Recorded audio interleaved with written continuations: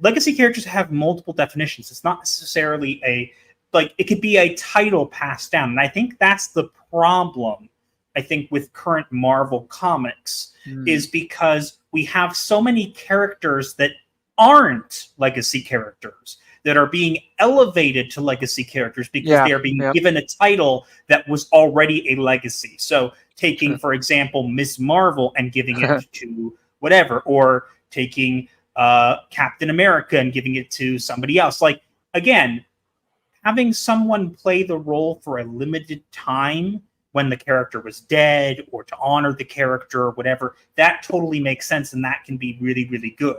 Yeah, like X-23 taking up the mantle of Wolverine while he was dead. That was great. These characters are being given these titles that don't make any sense, and then you're like expected, well, there's plenty of Spider-Men. There's plenty of this, so their legacy. It's like, no, just because somebody took a title doesn't make them a legacy character. That was one of my main problems with the latest, what was it, Across the Spider-Verse? Oh, yeah. The new Spider-Man. Yeah. I hated that movie so much. There was just the identity of Spider-Man was just so thinned out, and it was made like the original Spider-Man felt like he was just, not necessary at all. It was just something that somebody just happened to be there. It took away his legacy as well. I just don't like that whole introducing the multiverse with a billion different variations of a character to the point where you're the original one that you always followed is meaningless now. Yeah, I mean, that's always going to be the problem. So if we're sticking with this particular definition of the legacy character, the one which is just essentially, the title to be handed down, the multiverse really works against that, simply because the law of diminishing returns is pretty much universal. The more of them there are, the less impactful any individual tends to be. And the better the stories, that you can have brilliant stories in one instance, but then you can always hand wave it away by saying, yes, but I've got another one for you. And if you don't like that, I've got another one for you. And if you don't like that, I've got another one for you. Infinite numbers of these people.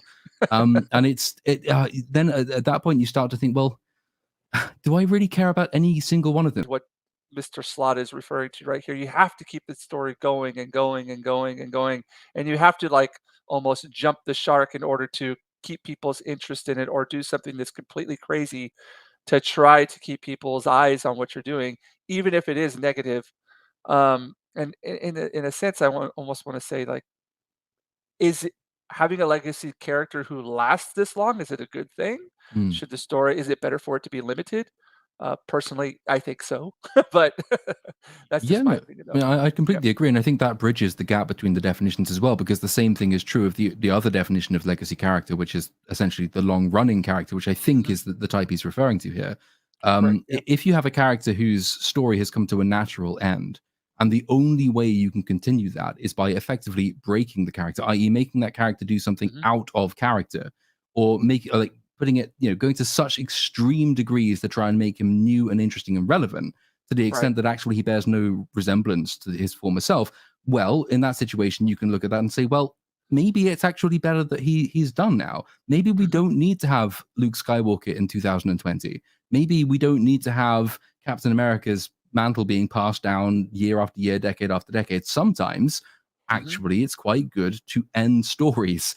And the end, traditionally in traditional literature writing, the end is probably the most important, if not secondarily important to the beginning. But the beginning and the end are really the most important points. But you have to have an end in order for the story to wrap up, in order for the message to be paid off, in order for the thing to have any meaning at all. And the longer you spin it out, the less the effect of the overall work is going to be.